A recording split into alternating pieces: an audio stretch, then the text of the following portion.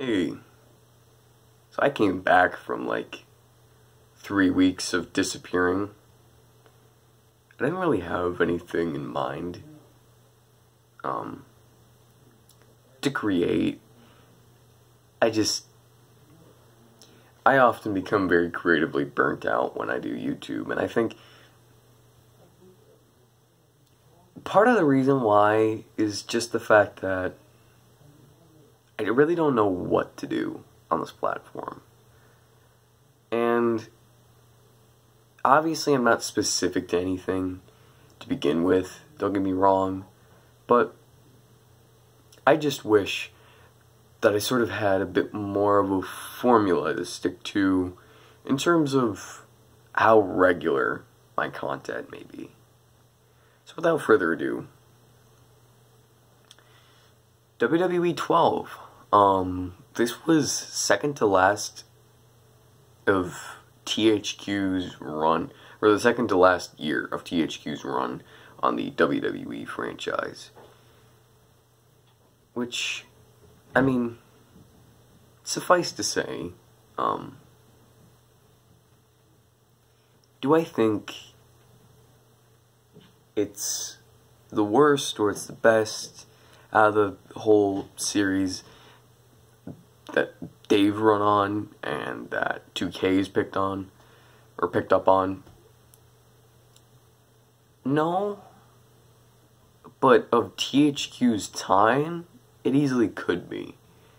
So to just tell you the sort of formula they have for what you can do, there is, the obvious just go ahead and play mode. That's in every game. It's always going to be. Universe mode was also included. I do believe they started it in 2010, or WWE 2010 anyway. Maybe. That kind of depends. There was also Road to WrestleMania mode. There's basically no other mode besides that. But what you can do with Universe mode is technically infinite. I mean, even now, really. The only differences between the new Universe mode and the old really come down to like how much creative control you have over it, the rivalry systems, custom shows, even though you could do custom shows and custom arenas, but times have changed to the point that it's so much more expansive in the newer games by default. But even then, with what you can work with, there's still a surprisingly good amount. It's weird because instead of like articulately creating the rivalries on the shows, the game basically makes them for you. It's more of like a career mode mixed with a GM mode almost in this version of the game. Whereas I think now, obviously, Universe mode is just being the creator of the show and running the shows and doing all that. So with that being precedent, the roster. What's the roster like? It's good. Don't get me wrong. It's definitely decent, I think. It just sucks that for how many they could have had in, like how many classic people specifically when I say that, they had a decent amount, but again, there was just some people that, why were they missing? Chris Jericho, right, was one of them, surprisingly. There's a really weird glitch, I think, on the SummerSlam arena. I don't know if it happens normally in the game or if it just happens in Universe mode, but specifically when you play it, you will hear Jericho sucks and like other Jericho related chants It's very weird to me. The Rock's not in it. Bret Hart's not in it. Shawn Michaels isn't in it. You know, there was a surprising amount of people that you could unlock that were already on the roster at the time. Goldust, Edge, you know, people like that. Like, why the fuck would you have to unlock them? Like, what's the point of that? Especially when you have Christian, who's already by default in the game. I mean, the WCW people that you get are pretty decent. Like Booker T, Vader, Kevin Nash,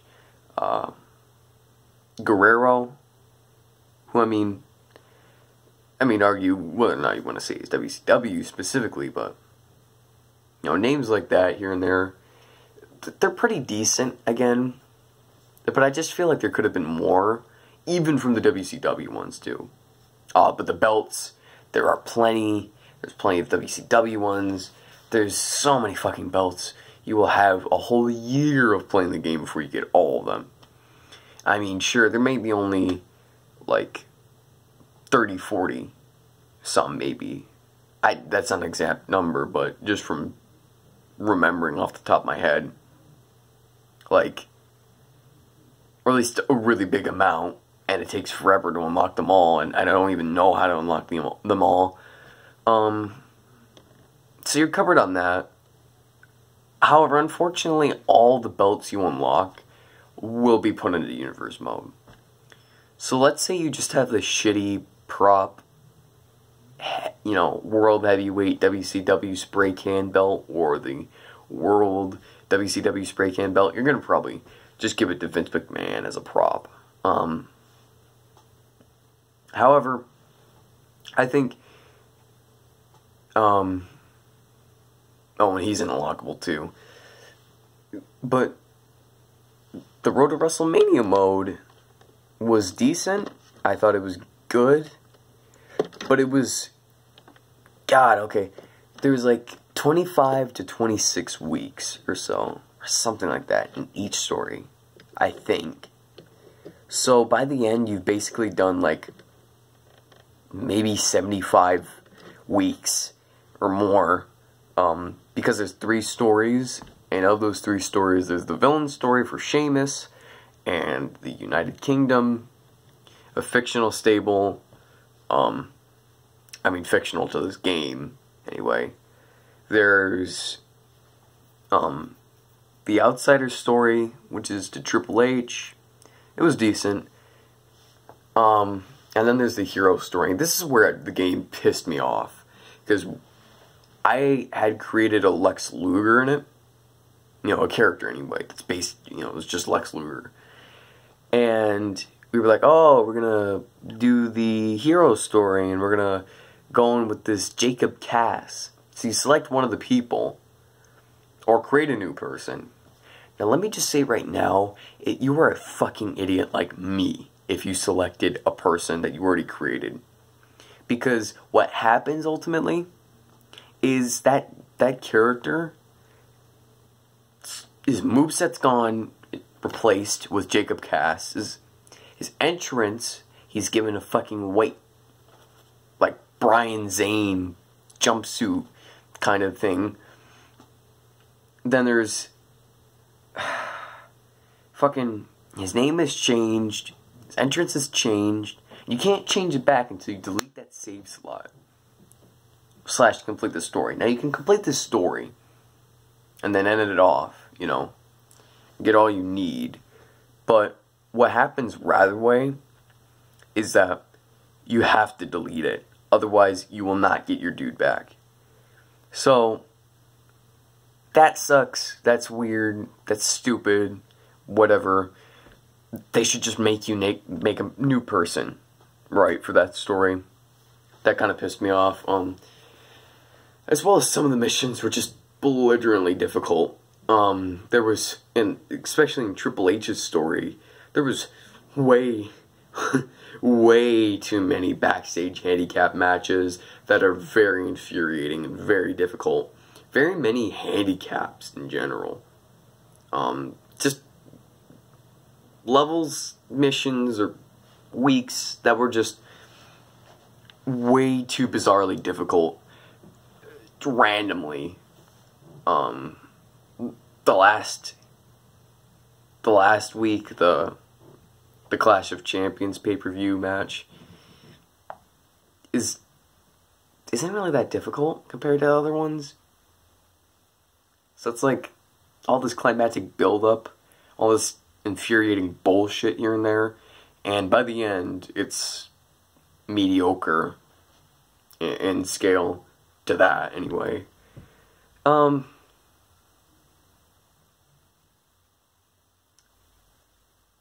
So,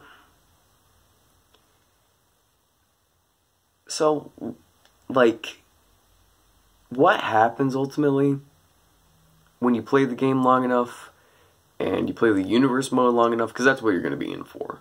You know, you can spend a countless amount of time with that, and it's understandable, but I think the difficulty if you were going to do it is you have to be,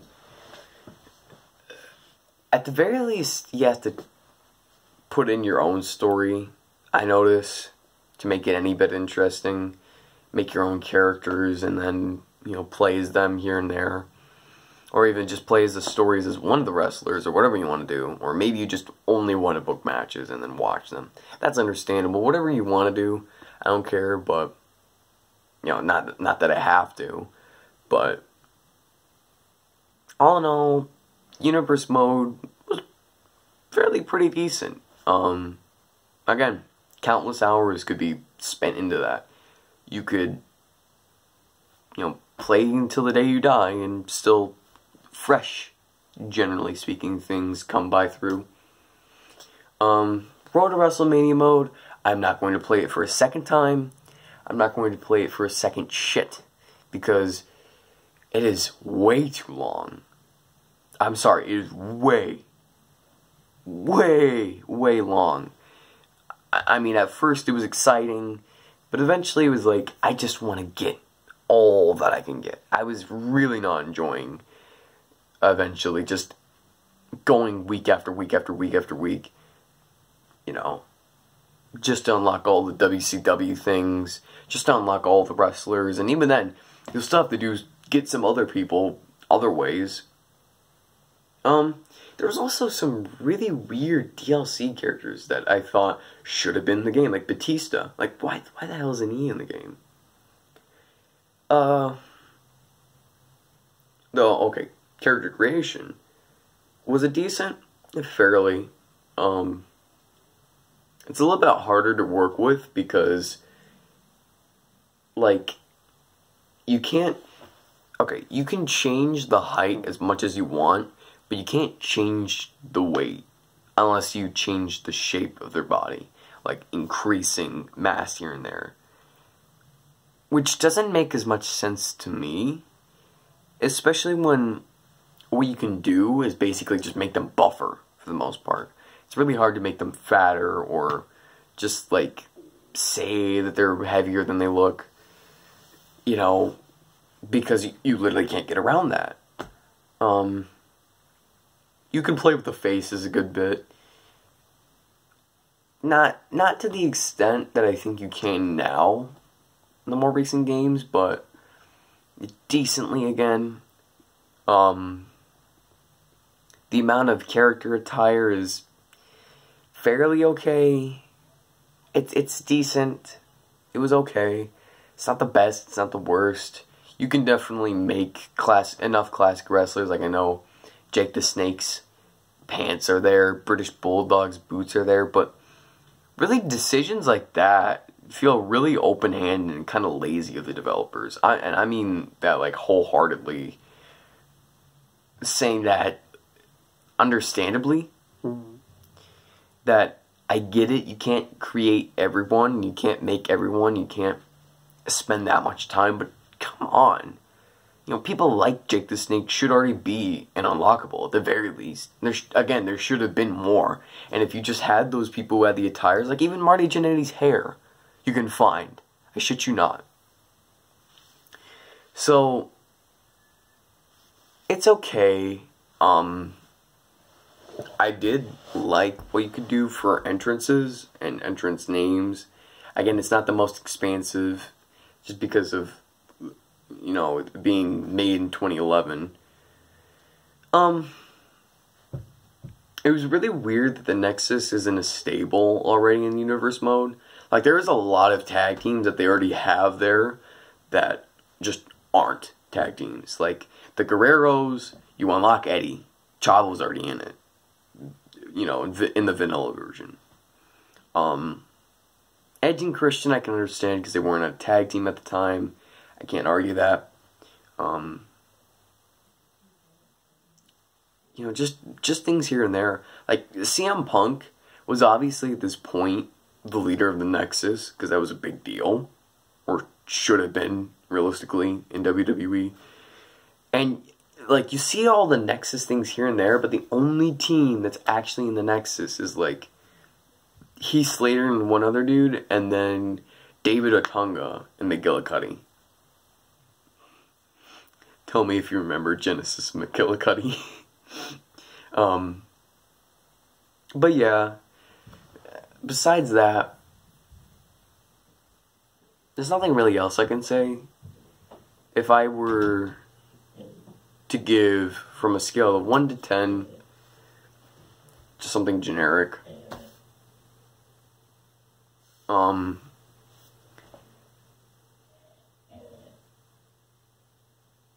I would give probably a 7.5, 0.6, 7, whatever. Because it's a decent game, but it's lacking. I think it could have been an amazing game, and easily gotten an 8 out of 10 in my heart, in my mind. But I don't think it fit all the criteria here and there, and it's just the little things. It was sometimes lacking, is what it was. Like, the lack of unlockables in terms of the wrestlers, although, again, there were some decent ones. But, again, things here and there,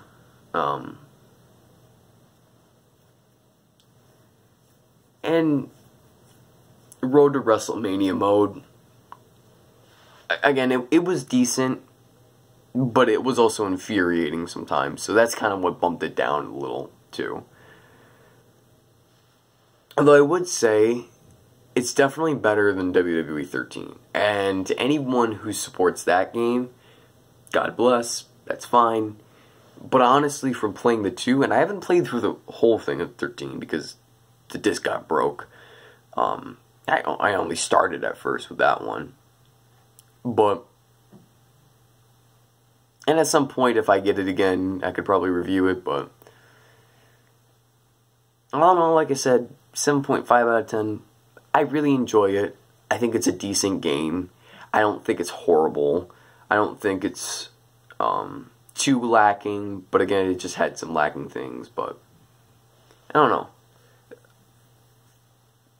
Discuss in the comments if you like, you fuck nuts. And I